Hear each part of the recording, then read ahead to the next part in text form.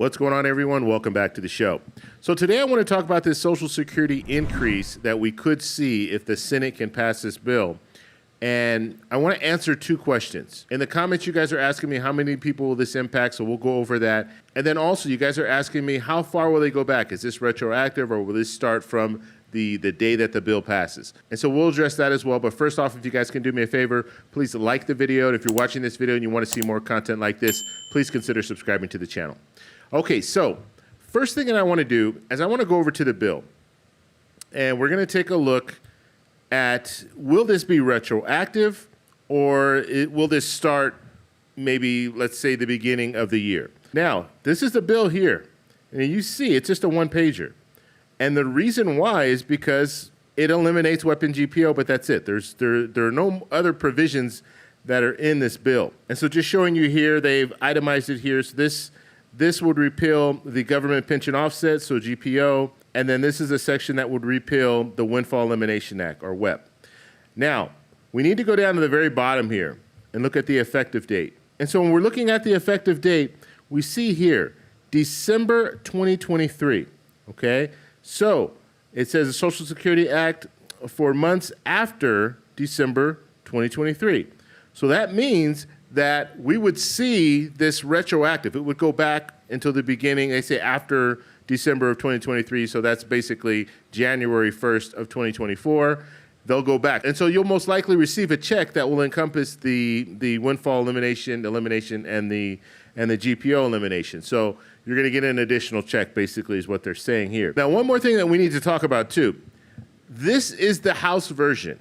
That bill that I just showed you, that's the House version. Now it goes to the Senate. Guess what? The Senate, they can amend this proposal. So they can make changes to it. And so they could make a change that says, well, it's not going to go back retroactive. It'll start January 1st of 2025. They could do that. They can make some other changes. They could provide a pay for. And so they can do different things when it comes to this bill. And what they would have to do is pass it in the Senate and then send it back to the House for final passage.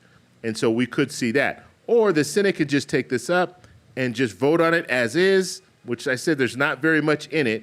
So they can just vote on it as is, pass it, and then it would go to the president for final signature. And so just wanted to go over that when it comes to retroactive. As it stands right now, the bill that was passed by the House, yes, it would be retroactive, and it would go back to the beginning of 2024. Now let's talk about who this will impact. So it would be 2 million plus people that are currently retired and would be impacted by elimination of weapon GPO. So that means that 2 million plus people will be receiving larger checks. And so I want to show you by state. And I'm not going to go over all 50 states, but I just want to show you some of the top states here. If you see these more purple color here, or actually this is purple, that's 800,000 or more. There's no state that qualifies for that. But then as you get lighter and lighter and lighter, that means there's less people that it would impact in those states. And so when we go to the state that has the highest number of people who would be impacted by weapon GPO, or who currently are impacted by weapon GPO, we have Alabama. That's 752,195. That is the largest in the nation. And then when we start looking at some of the other states, we have some larger states here, like California. California, weapon GPO, it would impact 286,435. Now, I'm not currently receiving Social Security benefits. I'm just receiving my pension, but I would be in that basket in California. And if we look at Texas, we have 215,183 people would be impacted. And then in Oklahoma, 119,000. Colorado, you have 175,000. Utah, 114,000. Illinois, you have 104,000. In Michigan, you have 64,000. New York, where's New York? New York, you have 35,000. Now, New York is not that much. And so that means that state and local governments, they're not really offering pensions. I don't know what's going on in New York, but that's what it's showing us here. Pennsylvania, you have 40,000.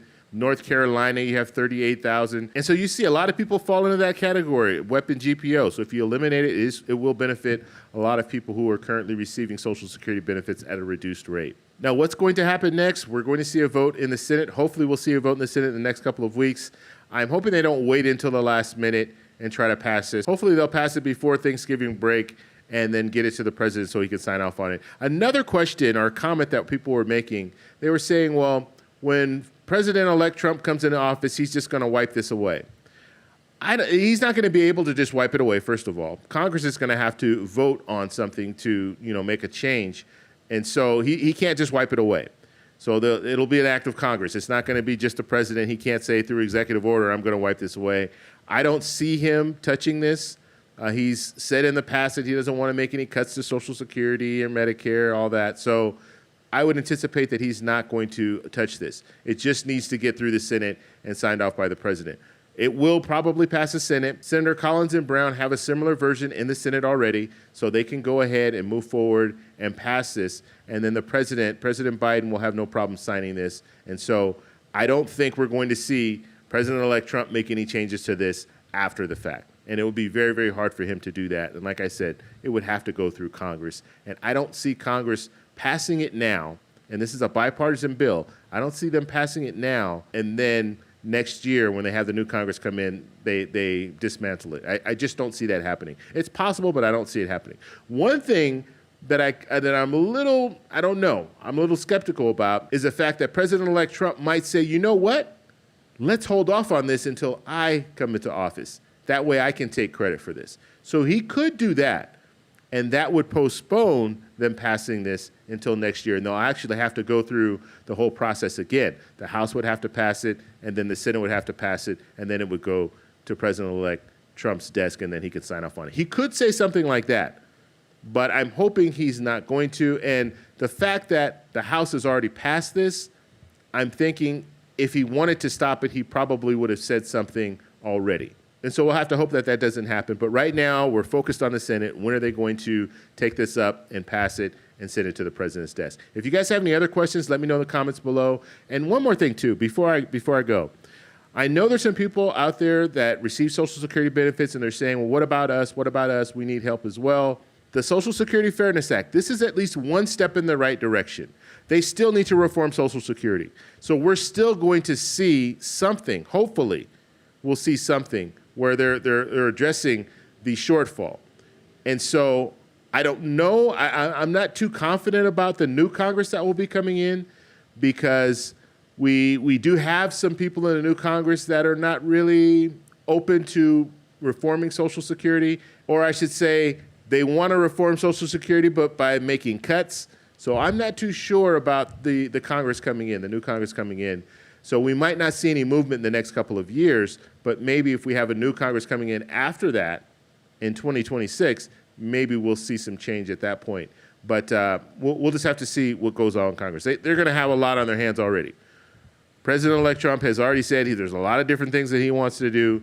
So Social Security is probably not going to be at the top of that list. And so there's a potential for us to see something later down the road. But right now, I wouldn't anticipate that they're going to try to reform Social Security. And then you have this new Department of Government Efficiency, which is not an official department. And so what I'm talking about is this new commission with Elon Musk and Vivek Ramaswamy that they're talking about making government more efficient. All they can do at this point is give recommendations. They don't have any power. They're not elected officials. And they're not going to be appointed. They're not going to be officially appointed by, the Senate. So they're not going to have any power. They can just make those recommendations. Now, the House and the Senate can take those recommendations and say, okay, we're going to go ahead and make these cuts.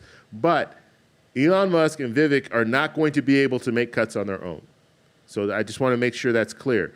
And when we're talking about making cuts, it's going to be cuts to the departments. So let's say Social Security, they would be making cuts to the Social Security Administration. Okay, so operation cuts. We're not talking about cuts to Social Security benefits or anything like that. That would have to come through Congress, and they would have to vote on that. So that's not something that we're going to see in this new department that was created by President-elect Trump. And so if you guys have any other questions, let me know in the comments below. And let me know your thoughts. Let me know your thoughts about Social Security Fairness Act. Let me know your thoughts about new reform for Social Security. And then also let me know what you guys think about this Department of Government Efficiency. Like the video, subscribe for more, and I'll talk to you in the next one. Bye.